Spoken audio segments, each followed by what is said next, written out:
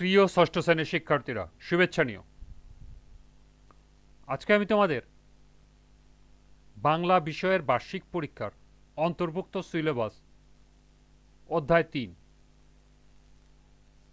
অর্থ বুঝে বাক্য লিখি এই অধ্যায় থেকে নৈবিত্তিক অর্থাৎ এমসিকিউ এবং এক কথায় উত্তর,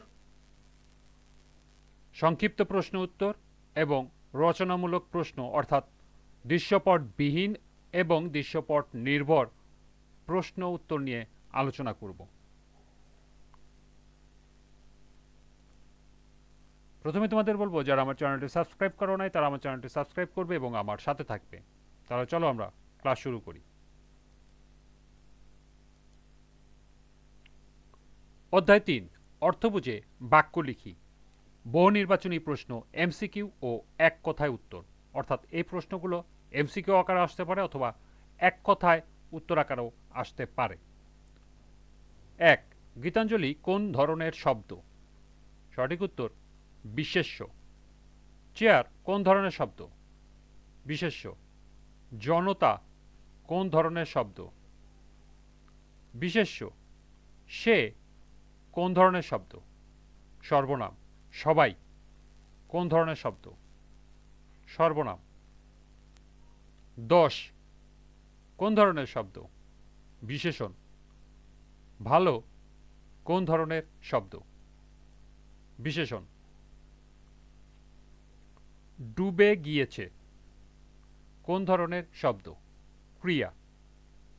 গান গাওয়া কোন ধরনের শব্দ?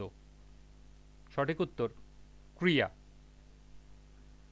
ঠিকঠাক কোন ধরনের শব্দ? সঠিক উত্তর ক্রিয়া বিশেষণ।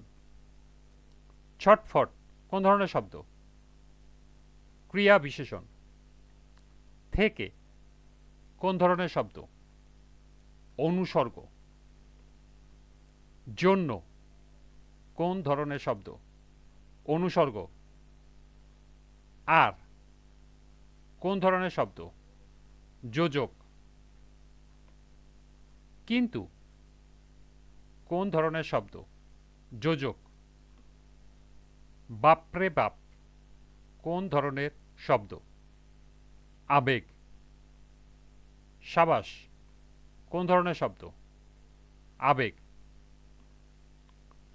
ফলার শব্দের অর্থ কি?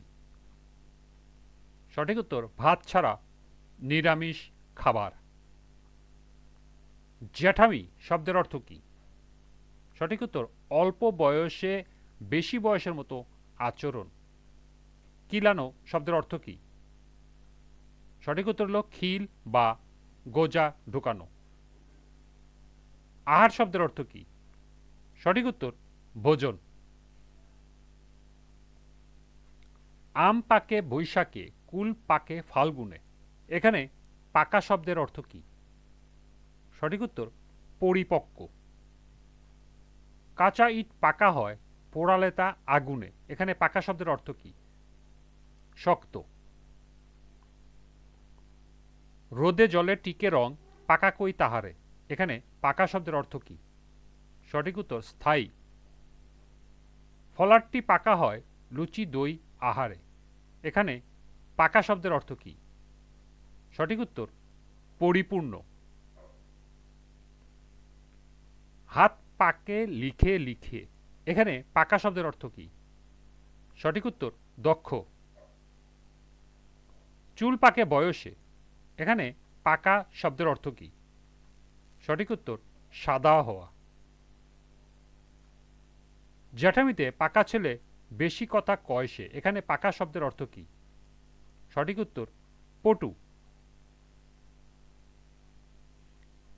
কাঁঠাল সে পাকে নাকি কিলিয়ে, এখানে পাকা শব্দের অর্থ কি? সঠিক উত্তর পরিপক্ক। বুদ্ধি পাকিয়ে তোলে, লেখাপড়া গিলিয়ে, এখানে পাকা শব্দের অর্থ কি? সঠিক উত্তর পরিণত। কান পাকে ফোড়া পাকে, এখানে পাকা শব্দের অর্থ কি? সঠিক উত্তর পুজ হওয়া। কথা যার পাকা নয় কাজে তার ঠন ঠন। এখানে পাকা শব্দের অর্থ কি? সঠিক উত্তর স্থায়ী। রাঁধুনি বসিয়া পাকে পাক দেয় হাঁড়িতে। এখানে পাকা শব্দের অর্থ কি? রান্না করা। সজোরে পাকালে চোখ ছেলে কাঁদে। এখানে পাকা শব্দের অর্থ রাগান্বিত। পাকায়ে পাকায়ে দড়ি টান হয়ে থাকে সে। এখানে পাকা শব্দের অর্থ মোচড়ানো।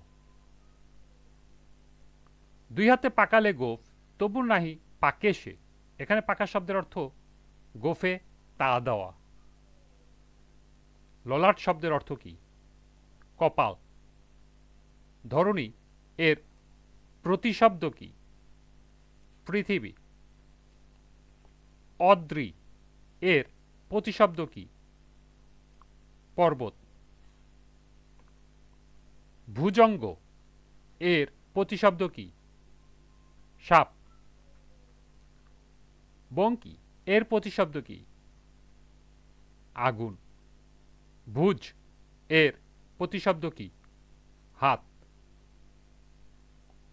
উর্বর এর বিপরীত শব্দ অনুর্বর। কথা বলার সময় আমরা কি একটানা কথা বলি? না। এক নাগারে না থেমে থেমে থেমে কথা বলি কেন? সঠিক উত্তর কথা বোঝার জন্য। সব সময় কি আমরা একই সুরে বলি? না। লেখার সময় দাড়ি, কমা, প্রশ্নচিহ্ন ইত্যাদির প্রয়োজন হয় কেন? সঠিক উত্তর লেখা বোধগম্য ও অর্থবহ করতে। দাড়ি, কমা, প্রশ্নচিহ্ন ইত্যাদি চিহ্ন কি নামে পরিচিত? সঠিক উত্তর জ্যোতিচিহ্ন। উদাহরণ দেওয়ার সময় কোন জ্যোতিচিহ্ন বসে? সঠিক উত্তর ড্যাশ। এক বাক্যের ব্যাখ্যার পরে পরের বাক্য করা হলে দুই বাক্যের মাঝে কোন জ্যোতিচিহ্ন বসে? ড্যাশ। কারোর সাথে সরাসরি বা কারোর কথা সরাসরি বোঝাতে কোন জ্যোতিচিহ্ন বসে? উদ্ধৃতি। কোনো বাক্যে যখন কিছু জিজ্ঞাসা করা হয় তখন কোন জ্যোতিচিহ্ন বসে? প্রশ্নচিহ্ন। ঘনিষ্ঠভাবে সম্পর্ক আছে এমন দুটি বাক্যের মাঝখানে কোন জ্যোতিচিহ্ন বসে? সেমিকোলন। দুটি শব্দকে একত্র করতে কোন জ্যোতিচিহ্ন বসে? হাইফেন। বাক্যে বিভিন্ন ধরনের আবেগ বোঝাতে কোন জ্যোতিচিহ্ন বসে? বিস্ময়চিহ্ন। বাক্যের বিবরণ সাধারণভাবে শেষ হলে কোন জ্যোতিচিহ্ন বসে? দাড়ি। বাক্যের মধ্যে যখন একটু থামতে হয় তখন কোন জ্যোতিচিহ্ন বসে? কমা। বক্তব্যের লক্ষ্য অনুযায়ী বাক্যকে কয় ভাগে ভাগ করা যায়? 4 ভাগে।